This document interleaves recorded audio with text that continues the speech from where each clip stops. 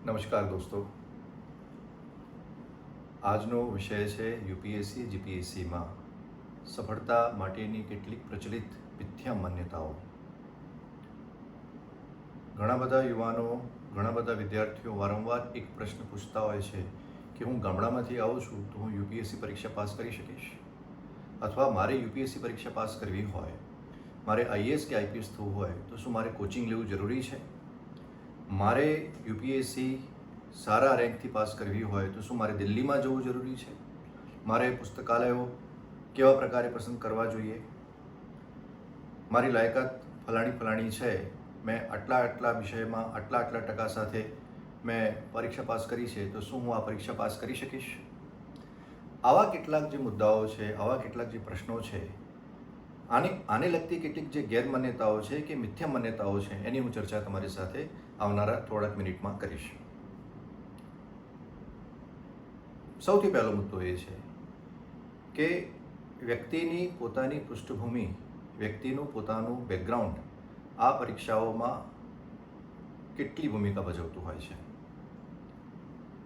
કોઈ એમ વિચારે કે મારી આર્થિક પૃષ્ઠભૂમિ નબળી છે, હું ગરીબ પરિવારમાંથી આવું છું. કોઈ એમ વિચારે કે હું ગામડામાંથી આવું છું. કોઈ એ રીતે વિચારે કે હું ફલાણા સમાજમાંથી આવું છું.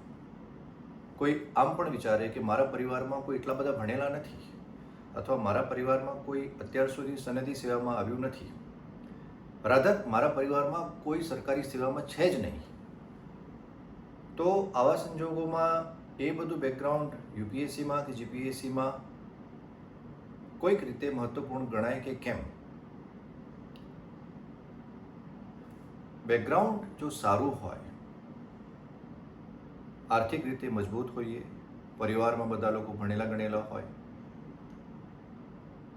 સારા શહેરી વિસ્તારમાંથી આવતા હોઈએ, તો એક હદે, એક સ્તર ઉપર એક રીતે એક ઉપયોગી થાય ખરું, એ સારી બાબત છે. પણ ગામડામાંથી આવતા હોઈએ કે ગરીબ કે મધ્યમ વર્ગમાંથી આવતા હોઈએ, કે ગુજરાતી માધ્યમમાં ભણેલું હોય, કે કોઈ બીજા પ્રાદેશિક માધ્યમમાં અભ્યાસ કરેલો હોય, આસપાસ એ પ્રકારનું વાતાવરણ ન હોય, તો એ કોઈ નબળી બાજુ નથી. દરેક વ્યક્તિ પોતાના સંજોગોને આધીન પણ થઈ શકે છે, અને દરેક વ્યક્તિ પોતાને જે કંઈ મળ્યું છે એમાંથી કંઈક નવું ભવિષ્ય કંડારી પણ શકે છે. આ બંને બાબતો આપણા હાથમાં છે. મારા અનુભવે આ બધી વસ્તુઓ અંતતઃ નિર્ણાયક નથી. છેવટે તો તમારું પોતાનું વિલ પાવર, તમારી પોતાની મહેનત, તમારું પોતાનું અનુશાસન, શિસ્ત, સંયમ, કઠોર પરિશ્રમ, આ બધી વસ્તુઓ જે છે એ નિર્ણાયક હોય છે. તમારો અભિગમ, તમારો આત્મવિશ્વાસ અગત્યનું હોય છે, નહીં કે તમે કયા પરિવારમાંથી આવો છો. બીજા ક્રમે હોય છે કે લાયકાત. હવે યુપીએસસી એવી પરીક્ષા છે કે જેમાં આઈઆઈટી, આઈઆઈએમ, એમ્સ આ બધી સંસ્થાઓમાંથી વિદ્યાર્થીઓ મોટી સંખ્યામાં પરીક્ષામાં બેસતા હોય છે. બીજી પણ કેટલીક પ્રતિષ્ઠિત સંસ્થાઓ છે જેમાં એ લોકોએ ગ્રેજ્યુએશન કરેલું હોય, પોસ્ટ ગ્રેજ્યુએશન કરેલું હોય, કે even to some extent PhD કરેલું હોય, તો એ લોકો, એ વિદ્યાર્થીઓની સાથે તમારી પરીક્ષા અહીંયા સ્પર્ધા થતી હોય છે. તો એની સાપેક્ષે એક સામાન્ય બીએ કરેલો, બીકોમ કરેલો વિદ્યાર્થી એ વિચારતો હોય છે કે મેં તો ફક્ત બીએ કર્યું છે, હું તો ફક્ત બીએસસી છું, અથવા મેં ફક્ત બીકોમ કર્યું છે, હું તો એક સાદો સ્નાતક છું. યુપીએસસી આ બધી વસ્તુઓને ધ્યાનમાં નથી લેતી. યુપીએસસી ફક્ત એટલું જ માગે છે તમારી પાસેથી કે તમે જે પરીક્ષા આપી રહ્યા છો એના માટે તમારી પાસે જે મિનિમમ એજ્યુકેશનલ ક્વોલિફિકેશન હોવું જોઈએ એ તમારી પાસે છે કે કેમ, એટલે કે તમે ગ્રેજ્યુએટ છો કે કેમ. મેં એવા ઘણા બધા યુવાનો, વિદ્યાર્થીઓ જોયા છે કે જે લોકોએ ઓપન યુનિવર્સિટીમાંથી સ્નાતક કરેલું છે, અને છતાં પણ એ લોકો યુપીએસસીની મેરિટ લિસ્ટમાં બહુ સારા રેન્કે પાસ થતા હોય છે, થાય છે. મારા કેટલાક બેચમેટ પણ એવા પ્રકારના છે કે જે લોકોએ ઓપન યુનિવર્સિટીમાંથી ગ્રેજ્યુએશન કર્યું, સાથે સાથે તૈયારી પણ કરી, સાથે સાથે જીવનમાં સંઘર્ષ પણ કર્યો, કંઈક અન્ય બીજી નોકરી કરી, અન્ય કોઈ પાર્ટ ટાઈમ કંઈક કાર્ય કરતા હતા, કે પરિવારમાં એટલો બધો કદાચ ઘણી વખત એવો સપોર્ટ નથી પણ મળતો હોતો, તો વ્યક્તિએ એક વચગાળાનો માર્ગ કાઢીને આવી યુનિવર્સિટીમાંથી ભણવાનું હોય છે. એવા ઘણા બધા યુનિવર્સિટીના વિદ્યાર્થીઓ હોય છે જે ગોલ્ડ મેડલિસ્ટ હોય છે, જે યુપીએસસીમાં નિષ્ફળ જતા હોય છે. કારણ કે ઘણી વખત આપણને એવું લાગે કે મેં યુનિવર્સિટીમાં સારું કર્યું છે, મેં એકેડેમિક એક્ઝામિનેશનમાં સારું કર્યું છે, એટલે યુપીએસસીમાં કે જીપીએસસીમાં સારું જ કરીશ. એવું નથી હોતું. આ પરીક્ષા પદ્ધતિ આખી અલગ છે. એવાય મેં ભૂતકાળમાં જોયા છે જીપીએસસી મેન્સ આપતા વિદ્યાર્થીઓમાં કે કોઈએ માસ્ટર્સ બહુ સારા ટકાથી સારા રેન્કથી કરેલું હોય, એકાદ બે કિસ્સામાં તો ગોલ્ડ મેડલિસ્ટ પણ હોય, એ તૈયારી કરતો હોય અને એની સાથે યુનિવર્સિટીમાં કોઈ સાદા રેન્કથી પાસ થનાર વિદ્યાર્થી હોય, સામાન્ય ટકા આવ્યા હોય 50-55%, એ યુવાન પાસ થઈ ગયો હોય જેણે સામાન્ય BA વિથ ઇકોનોમિક્સ કર્યું છે અને જે MA વિથ ઇકોનોમિક્સ કર્યું હતું, ગોલ્ડ મેડલિસ્ટ હતા, એ રહી ગયા હોય છે. એવા મેં ઘણા બધા કિસ્સાઓ જોયા છે. એટલે લાયકાત એટલે તમારું પ્રોફેશનલ ક્વોલિફિકેશન કેવા પ્રકારનું છે કે ગ્રેજ્યુએશન કેવા પ્રકારનું છે એ પણ અહીંયા એટલું બધું મહત્વ નથી ધરાવતું. તમે જે પરીક્ષા આપી રહ્યા છો, તમે UPSC GPSC જે પરીક્ષા આપી રહ્યા છો, એનો જે સિલેબસ છે અને એમાં જે ક્રાઇટેરિયા કયા છે એને તમે ન્યાય આપી રહ્યા છો કે કેમ, અને એ પ્રમાણે તમે પરફોર્મ કરી રહ્યા છો કે કેમ. એકેડેમિક થિંગ્સ આર ડિફરન્ટ અને કોમ્પિટિટિવ એક્ઝામિનેશન જે છે એ અલગ હોય છે. અહીંયા એ બાબત ધ્યાનમાં રાખવું. બીજું એક હોય છે, વારંવાર પ્રશ્ન પૂછાતો હોય છે કે મારે તો મેં BA 4 વર્ષે કર્યું છે કે મેં BA 5 વર્ષે કર્યું છે કે મારે ડ્રોપ થઈ ગયો, હું 12th સાયન્સમાં ફેલ થઈ ગયો હતો, અથવા તો હું 12th કોમર્સમાં કે 12th આર્ટ્સમાં મેં આ રીતે આટલા ટકાથી મેં પાસ કર્યું છે. શું હું આ પરીક્ષા પાસ કરી શકવા સક્ષમ છું? શું હું આ પરીક્ષા આપી શકું? એક જ વાક્યમાં કહું તો ટકા અને ટેલેન્ટ. આને એક બીબાઢાળ માનસિકતા છે કે ટકા વધારે તો ટેલેન્ટ હશે, ટકા વધારે છે એક્ઝામિનેશનમાં એટલે બહુ પ્રતિભાશાળી વ્યક્તિત્વ છે. જીવનમાં તમે જેમ જેમ આગળ વધશો ત્યારે તમને ખબર પડશે કે ખરેખર એક હદ સુધી આ ઉપયોગી થતું હશે. ક્યાંક કોઈ પ્રવેશ લેવાનું હોય કંઈક બીજા હાયર એજ્યુકેશનમાં તો મે બી આ એક to some extent this might be useful. પણ જીવનની જે જીવનની અગત્યની પરીક્ષાઓ છે, જે જીવનની મહત્વપૂર્ણ પરીક્ષાઓ છે, જીવનના જે સંઘર્ષો છે, એમાં ટકા કામ નથી આવતા, એમાં ડિગ્રીઓ કામ નથી આવતી. એમાં તમારું વ્યક્તિત્વ, તમારો અભિગમ, પુનઃ તમારું કમ્યુનિકેશન સ્કિલ્સ, તમારું મનોબળ, આ બધી વસ્તુઓ તમને કામ લાગતી હોય છે. UPSCમાં પણ એવું નથી કે બહુ સારા ટકા હોય તો તમારું બહુ જબરદસ્ત પ્રતિભા ત્યાં ધ્યાનમાં લેવામાં આવશે અને તમે તમારા ટકા ઓછા છે ગ્રેજ્યુએશનમાં તો તમને તમારા પ્રત્યે કોઈ બાયસ્ડ એટીટ્યૂડ રહેશે, એવું કંઈ નથી હોતું. Perform in the examination. આમાં કરો અને આપોઆપ તમે ત્યાં થઈ જાઓ છો. ક્યારેક એવો પણ પ્રશ્ન આવે છે કે સર મારો દેખાવ આ પ્રકારનો નથી, અથવા મારું વ્યક્તિત્વ આ પ્રકારનું નથી, અથવા મારી હાઇટ ઓછી છે, અથવા તો મને એવું લાગે છે કે મારામાં આ ક્ષતિઓ છે, ત્રુટિઓ છે, એટલે એમ હું આમ ડેશિંગ પર્સનાલિટી, એમ જબરદસ્ત આમ રોલો પડી જાય એવું મારું વ્યક્તિત્વ નથી, તો શું હું એક IPS કે IAS કે આ રીતે પરીક્ષા પાસ કરી શકવા સક્ષમ છું? એનાથી કંઈ ફેર પડતો હોય છે? નથી ફેર પડતો. આ બધી વસ્તુઓથી ફેર નથી પડતો હોતો. જે ઊંચાઈ માટેના જે ન્યૂનતમ માપદંડો હોય છે કે ફિટનેસ માટેના જે ન્યૂનતમ માપદંડો હોય છે એમાં તમારે ખરા ઉતરવાનું છે. એ પ્રકારનું તમારું એટલી લાયકાત હોવી જોઈએ. બાકી ધારો કે તમારી હાઇટ વધારે હોય, કે તમે રૂપાળા દેખાતા હો અને તમે ધારો કે યુ આર ફેર સ્કિન, તમને એવું લાગે છે કે યુ આર ફેર સ્કિન અને તમને એવું લાગે છે કે જબરદસ્ત છે, તમારા વાળ સુમાળા હોય, આ બધી વસ્તુથી કંઈ ફેર નથી પડતો. Perform again. વ્યક્તિત્વમાં તમારા ચામડીનો વર્ણ કયો છે એ અગત્યનું નથી. તમારું હૃદય કેવા પ્રકારનું છે, તમારું મસ્તિષ્ક કેવી રીતે કામ કરે છે, તમારામાં કોઠાસૂઝ કેવા પ્રકારની છે, તમારી નિર્ણય ક્ષમતા કયા પ્રકારની છે. પ્રેશરની અંદર તમે ગ્રેસ મેન્ટેન કરી શકો છો કે કેમ? Grace under pressure. કે તમે કોઈક એવી સ્થિતિ આવી પડે તો તમે તમારી રીતે સૂઝબૂઝથી નિર્ણય લઈ શકો છો કે કેમ? આ અગત્યનું છે. નહીં કે તમે કેવા દેખાઓ છો, તમારા સ્કિનનો કલર કયો છે, કે હાઇટ કેટલી છે, અને વાળ કેવા પ્રકારના છે, વાળ વાંકા છે કે સુંવાળા છે કે લાંબા છે, વગેરે વગેરે. This things don't make much difference. પણ ઘણા લોકો પૂછતા હોય છે. એક પ્રશ્ન વારંવાર બીજો પણ આવતો હોય છે કે મને ચશ્મા છે તો હું IPSમાં જઈ શકીશ, કે મને ચશ્મા છે તો હું મિલિટરીમાં જઈ શકું, મને ચશ્મા છે તો હું પોલીસમાં, DYSPમાં કે PSIમાં, PIમાં જઈ શકું. યસ, 6x6 વિથ ગ્લાસીસ લખેલું જ હોય છે. તમારામાં કલર બ્લાઇન્ડનેસ ના હોવી જોઈએ, તમારામાં નાઇટ બ્લાઇન્ડનેસ ના હોવી જોઈએ, તમારી આંખોમાં બીજી કોઈ સમસ્યાઓ ના હોવી જોઈએ. બાકી ચશ્મા સાથે તમે ઓફકોર્સ UPSC GPSC પાસ કરી શકો એમ છો, એ બહુ મોટો ફેક્ટર અહીંયા નથી. અનધર એક વારંવાર પ્રશ્ન બીજો પૂછાતો હોય છે કે દિલ્હીનું કેટલું મહત્ત્વ છે. દિલ્હી જવાથી સફળતા જલ્દી મળતી હોય છે? દિલ્હી જવું જોઈએ કે કેમ? દિલ્હીનું કોચિંગ કે દિલ્હીમાં રહેવાનું ઘણું મોંઘું હોય છે. પોસાતું હોય એ પ્રકારની પૃષ્ઠભૂમિ હોય અને તમને લાગતું હોય કે તમારે જવું જોઈએ, ત્યાં ગયા પછી તમને એવું લાગતું હોય કે આ વાતાવરણનો મારે અનુભવ લેવો જોઈએ, તો તમે તમારી અનુકૂળતા પ્રમાણે થોડોક સમય ત્યાં જઈ શકો છો, રહી શકો છો. પણ દિલ્હી જવા માત્રથી સફળતા નથી મળતી. અથવા તો કોઈ યુવાન, 4-5 યુવાનો છે, એમાંથી 4 યુવાનો જે છે એ દિલ્હી જઈને આવ્યા છે અને એક યુવાન જે છે એ અહીંયા રહીને તૈયારી કરે છે, ગુજરાતમાં રહીને તૈયારી કરે છે, પોતે જે શહેરમાં છે ત્યાં રહીને તૈયારી કરે છે. તો શું દિલ્હીવાળા વિદ્યાર્થીઓને પાસ થવાની ટકાવારી વધારે હશે અને જે અહીંનો વિદ્યાર્થી છે એ નબળો રહી જશે, એ પાછળ રહી જશે? નો. તૈયારી કેવી છે? અગેન એમ બને કે દિલ્હીમાં જઈને કોચિંગ તો સારું મળતું હોય ફોર એક્ઝામ્પલ, પણ દિલ્હીમાં જઈને કોચિંગ બરાબર ના લીધું હોય અથવા દિલ્હીમાં જઈને મહેનત ના કરી હોય, હાવ ઊભો કર્યો હોય, અને અહીંનો જે વિદ્યાર્થી હોય એણે બરાબર તૈયારી કરી હોય, બરાબર વાંચ્યું હોય, સિસ્ટમેટિકલી એણે બધા નોટ્સ જોયા હોય, બનાવ્યા હોય, વાંચ્યા હોય, એણે સ્ટાન્ડર્ડ બુક્સ વાંચ્યા હોય, એણે સારું મટીરિયલ વાંચ્યું હોય, એનામાં ટેવો સારી હોય, એણે સમયનો વેડફાટ આમ તેમ ના કર્યો હોય, તો જે અહીંયા રહીને તૈયારી કરે છે એ એની પાસ થવાની ટકાવારી વધી જાય છે. તૈયારી જેની વધારે હશે સારી, જેની મહેનત વધારે સારી હશે, જેની પ્રેક્ટિસ વધારે સારી હશે, જેનું નોલેજ વધારે સારું હશે, જેને કમ્યુનિકેશન સ્કિલ્સ, લેંગ્વેજ સ્કિલ્સ વધારે સારા હશે, એ પાસ થશે. નહીં કે તમે ત્યાંથી આવ્યા છો અથવા ત્યાં કર્યું છે તો.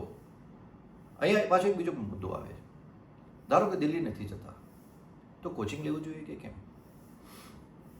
જો સારા ગુરુ હોય જીવનમાં સારું માર્ગદર્શન મળતું હોય તો બહુ સારું. હું આને આ રીતે જોઉં છું કે whether you get a proper coaching or not, that's not that much important, but what kind of guidance you are getting. તમારા મેન્ટર કોણ છે, તમને માર્ગદર્શન કોણ આપી રહ્યું છે, તમારી આસપાસનું વર્તુળ કેવું છે, એ અહીંયા વધારે નિર્ણાયક, વધારે અગત્યનું છે. ગુરુ હોય તો સારું હોય, પણ એમ બને કે ગુરુ સારો ના મળે, એની જગ્યાએ કોઈ ગુરુ બંટાલ મળી જાય.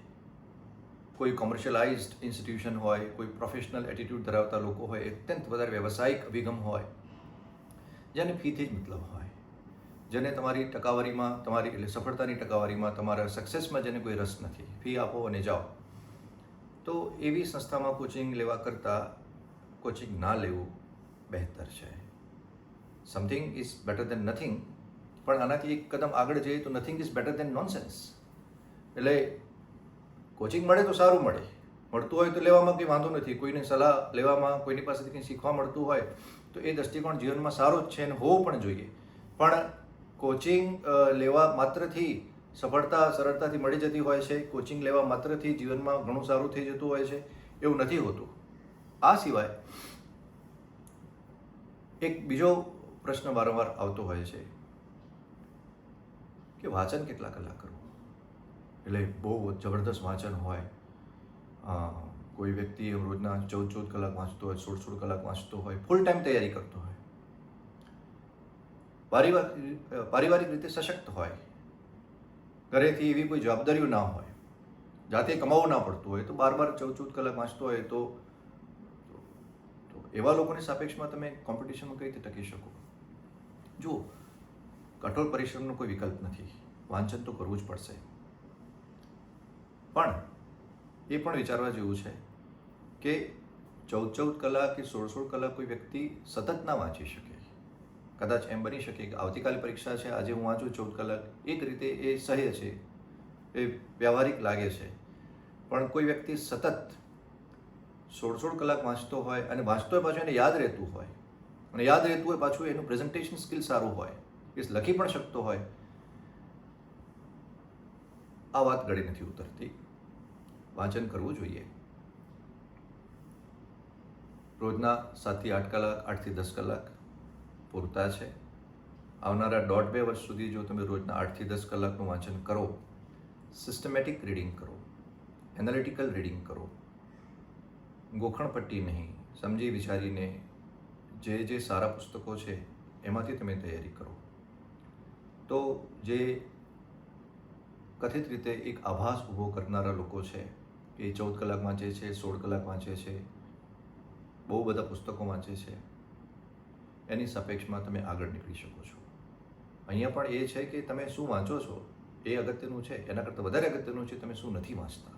બજારમાં જે પુસ્તકો મળતા હોય, જે પબ્લિકેશનના બુક્સ આવતા હોય, બધા લઈ લેવાના અને એક ભ્રમ ઊભો કરવાનો કે હું બધા પુસ્તકો લઈ આવ્યો છું, પુસ્તકોને જોઈને આંખો ઠારવાની, પણ એને કદી વાંચવાના નહીં, વાંચવાના તો પણ વિચારે વગર વાંચવાના, તો એનાથી પરિણામ નહીં મળે. એ વાંચીને સમજવું અને સમજીને વાંચવું, આનો જો તમે આ જે મંત્ર છે તમે આને જો ફોલો કરશો તો સ્માર્ટ વર્કથી તમે સારું પરિણામ મેળવી શકો એમ છો. એ વ્યવહારિક છે. હજી એક પ્રશ્ન વારંવાર આવતો હોય છે. વારંવાર કેટલાક લોકો આ પ્રશ્ન પૂછતા હોય છે કે સાથે નોકરી કરાય કે કેમ, કે મારી પરિસ્થિતિ એવી છે, મારા સંજોગો એવા છે કે મારે જાતે નોકરી કરવી પડે એમ છે, અથવા તો મારે પાર્ટ ટાઈમ કોઈક જગ્યાએ વ્યવસાય કરવું પડે એમ છે. એ પછી પોતાની પેઢી પણ હોઈ શકે, વારસાગત કોઈ વ્યવસાય પણ હોઈ શકે, કે તમે કોઈ નવી નોકરી પણ શોધી શકો એમ છો. તમે કોઈ પ્રાઇવેટમાં જોબ કરો છો કે તમે કોઈ ગવર્મેન્ટમાં જોબ કરી રહ્યા છો, તો શું આ પરીક્ષામાં આગળ આવી શકાય? આવી શકાય. ઘણા બધા યુવાનો એવા હોય છે કે જે લોકો યુપીએસસીની તૈયારી કરતાં ક્યાંક એક ફોલબેક ઓપ્શન, એક ઓપ્શન, એક ઓલ્ટરનેટિવ શોધતા હોય છે. ઘણી વખત યુપીએસસીમાં એવું નથી હોતું કે તમે પરીક્ષા આપીને પાસ થઈ ગયા. વર્ષોનો સંઘર્ષ હોય છે. કેટલાક કિસ્સામાં આ સંઘર્ષ જે છે તમારે 5, 7, 8, 10 વર્ષ સુધી પણ ચાલતો હોય છે.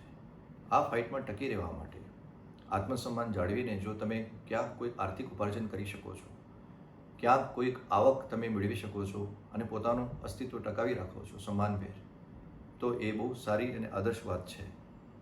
અને મેં કહ્યું એમ આના પહેલાં વાંચનના મુદ્દામાં, 1.5-2 વર્ષ સુધી જો તમે 8-10 કલાક વાંચો તો આ પરીક્ષાનું સારું એવું ભાથું તમે મેળવી શકો એમ છો. પછી તો તમારે રિવાઇઝ જ કરવાનું હોય છે.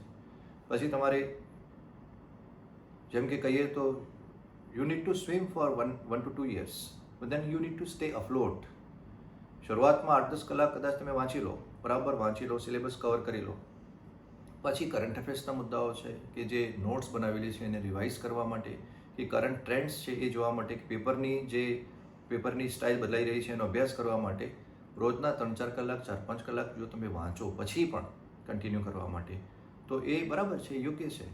અને જો સાથે નોકરી કરતા હોઈએ તો પરીક્ષાના પહેલાં 1-2 મહિના પહેલાં રજા લઈ શકાય. રજા લઈને પછી તમે આ પરીક્ષા આપી શકો એમ છો. એવા પણ લોકો હોય છે કે એમને રજાની પણ જોગવાઈ નથી હોતી, એ પ્રાઇવેટ સેક્ટરમાં હોય છે ને રજા લે તો નોકરી જાય, એવા લોકો પણ પરીક્ષા આપતા હોય છે અને પાસ થતા હોય છે. એટલે એવું નથી હોતું કે પરીક્ષામાં પાસ થવા માટે તમારે એકદમ ફૂલ ટાઈમ સતત વર્ષો સુધી તમારે પડી રહેવાનું હોય, એવું નથી હોતું. અગેન તમે સાથે નોકરી કરી શકો એમ છો. પણ હા, નોકરી જે છે એ એક પરીક્ષાની તૈયારીને સસ્ટેન કરવા માટેનું માધ્યમ છે. એમાં તમારે બહુ ઊંડાણમાં નથી જવાનું. તમે કોઈ એવું ક્ષેત્ર પસંદ કરો કે એમાં સારી આવક મળી શકે એમ છે, પછી માણસ ઘણી વખત ડાયવર્ટ થઈ જતા હોય છે. એ શું કરતા હોય છે, પછી યુપીએસસી જીપીએસસીનો ગોલ ભૂલીને એમાં પડી જતા હોય છે. ઓલ્ટરનેટિવ કે ઓપ્શન એટલું સ્ટ્રોંગ કરી નાખે કે મેઇન જેના માટે આ કરી રહ્યા હતા એ ભૂલાઈ જતું હોય છે. એવું ના થવું જોઈએ. આ દિશામાં પણ તમારે વિચારવાની જરૂર છે, જોવાની જરૂર છે. અને છેલ્લે એક ફેક્ટર છે કે આમાં ભાગ્ય, નસીબ, પ્રારબ્ધ આ કેટલો ફાળો ભજવે છે તમારી સફળતામાં. નિદા ફાઝલીની એ પંક્તિ છે, કોશિશ ભી કર, ઉમ્મીદ ભી રખ, રાસ્તા ભી જો, फिर उसके बाद थोड़ा मुकद्दर तलाश कर. પ્રયત્ન કરવો, અપેક્ષા રાખવી, આશા રાખવી, રસ્તો પસંદ કરવો, એટલે કે પુરુષાર્થ કરવો. જ્યાં પુરુષાર્થ પૂરું થાય પછી પ્રારબ્ધની શરૂઆત થાય. પહેલાંથી જ કે આ તો બધા નસીબના બળિયા લોકોનું કામ છે, કે આ તો આ પ્રકારનું બેકગ્રાઉન્ડ હોય એ લોકો જ આગળ આવે, કે આ તો બધા નસીબના ખેલ છે, કિસ્મતના ખેલ છે, એવું નથી હોતું આમાં. ઉમાશંકર જોશીની પંક્તિ પણ છે, મને મળી નિષ્ફળતાઓ અનેક તેથી સફળ થયો કંઈક હું જિંદગીમાં. વધારે નિષ્ફળતા મળે તો કંઈ ગભરાઈ નહીં જવાનું. અથવા તો ક્યારેક બની શકે કે બહુ સારું બેકગ્રાઉન્ડ હોય તો જલ્દી માણસ પાસ થઈ જાય, પણ તમે મહેનત કર્યા કરો તો તમને કંઈક તો મળે છે, કંઈક તો પ્રાપ્ત થાય છે. એવું નથી બનતું હોતું કે તમે મહેનત કરો સાવ એડે જાય, એ હોતું નથી. કદાચ એ મજૂરી હશે, એ વેટ હશે. જો તમે પ્રોપર મહેનત કરો, હાર્ડવર્ક અને સ્માર્ટવર્ક સાથે કરો તો તમને પરિણામ મળે જ. આ એક અફર નિયમ છે. હા, એમ બને કે તમે યોગ્ય દિશામાં મહેનત નથી કરી, તમને એવું લાગે છે તમે મહેનત કરી, પણ તમે મહેનત યોગ્ય દિશામાં નથી કરી. ગાડીના બળદની જેમ ગોળ ગોળ ફર્યા કરે આંખે પાટા બાંધીને. આપણને એવું લાગે કે બહુ બધું ચાલે, પણ હતા ત્યાં ને ત્યાં જ. તો સમજ્યા વિચાર્યા વગરનું વાંચન, રિવિઝન કર્યા વગરનું વાંચન, રિવ્યૂ કર્યા વગરનું વાંચન, એનાલિસિસ કર્યા વગરનું વાંચન, પ્રોપર કમ્પેરિઝન કર્યા વગરનું વાંચન, પ્રોપર પ્રેઝન્ટેશન સ્કિલ વગરનું વાંચન, આ પ્રકારની જો ત્રુટિઓ હશે તો ગમે તેટલી મહેનત હશે તો પણ પરિણામ ધાર્યું નહીં મળે. પણ પ્રોપર પરિણામ હશે, પ્રોપર ધાર્યું, સારી મહેનત હશે, પ્રોપર પરિશ્રમ હશે તો પ્રારબ્ધ ખીલી જ ઉઠશે. એવું બનતું નથી, મેં જોયું છે. સંઘર્ષો થતા હોય છે, ઘર્ષણો થતા હોય છે જીવનમાં, પીછેહટ થતી હોય છે, પણ પછી ક્યાંક ને ક્યાંક સફળતા તો મળી જ જતી હોય છે.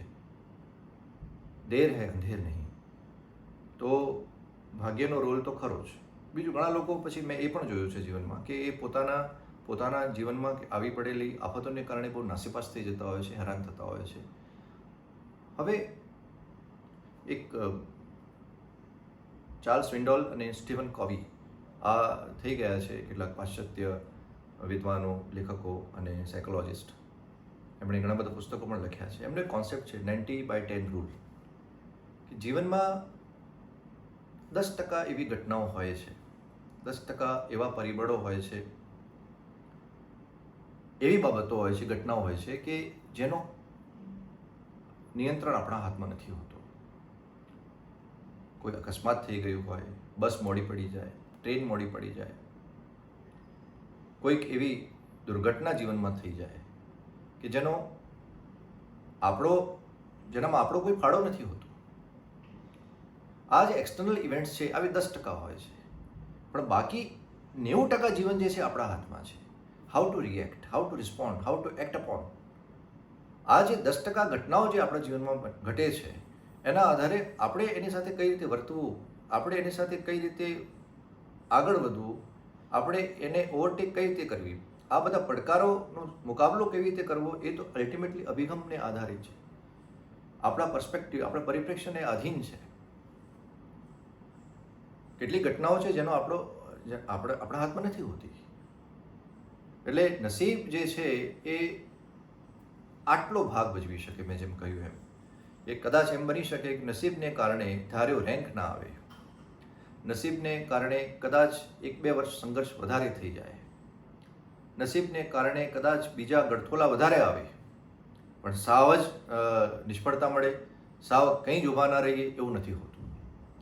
તો અંતતઃ સમરી જો હું આપને કહું, જીવનમાં પણ આ ઉપયોગી છે. માત્ર યુપીએસસી અને જીપીએસસીની પરીક્ષાઓ નહીં, યુપીએસસી અને જીપીએસસી પરીક્ષાઓ ઉપરાંત જીવનની પરીક્ષામાં પણ કેટલીક એક ગેરમાન્યતાઓ હોય છે, કેટલીક મિથ્યા માન્યતાઓ હોય છે. આવું હોય તો જ સફળ થવાય, આવું હોય, આવું કરી શકીએ, આ પ્રકારના પરિબળો હોય તો જ જીવનમાં ધારી સફળતા મળે. જેમ કે સારું બેકગ્રાઉન્ડ હોય, સારી લાયકાત હોય, સારા ટકા હોય, સારા દેખાવ હોય, સારા ગુરુ હોય, સારું કોચિંગ મળ્યું હોય, સારી જગ્યાએ જઈને કર્યું હોય, અહીંયા આ કિસ્સામાં દિલ્હી, તો અને નસીબ સાથ આપે તો સફળતા મળે, એવું નથી હોતું. તમારી પૃષ્ઠભૂમિ, તમારું બેકગ્રાઉન્ડ અત્યંત સામાન્ય હોય તો પણ તમે સફળ થઈ શકો એમ છો. સામાન્ય ટકાવારી હોય તો પણ તમે સફળ થઈ શકો છો. તમે પ્રોફેશનલ ડિગ્રી નથી ધરાવતા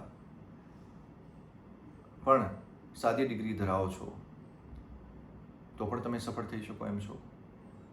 તમે સારો દેખાવ, તમને એવું લાગે છે તમે સારો દેખાવ નથી ધરાવતા, દરેક વ્યક્તિ સારો જ હોય છે, પણ તમને કદાચ એવું લાગે છે કે મારે આ પ્રકારનું નથી, મારી પાસે શરીર સૌષ્ઠવ, તો એવું નથી હોતું. અહીંયા પણ પર્સનાલિટી તો તમારા વિચારોને કારણે ખીલતી હોય છે. છતાં એવું માનતા હોય તો પણ એ ગેરમાન્યતા છે કે આ બધા ફેક્ટર બહુ અગત્યના હોય છે. આ કોઈ ફેશન પરેડ થોડી છે, આવી પરીક્ષા છે.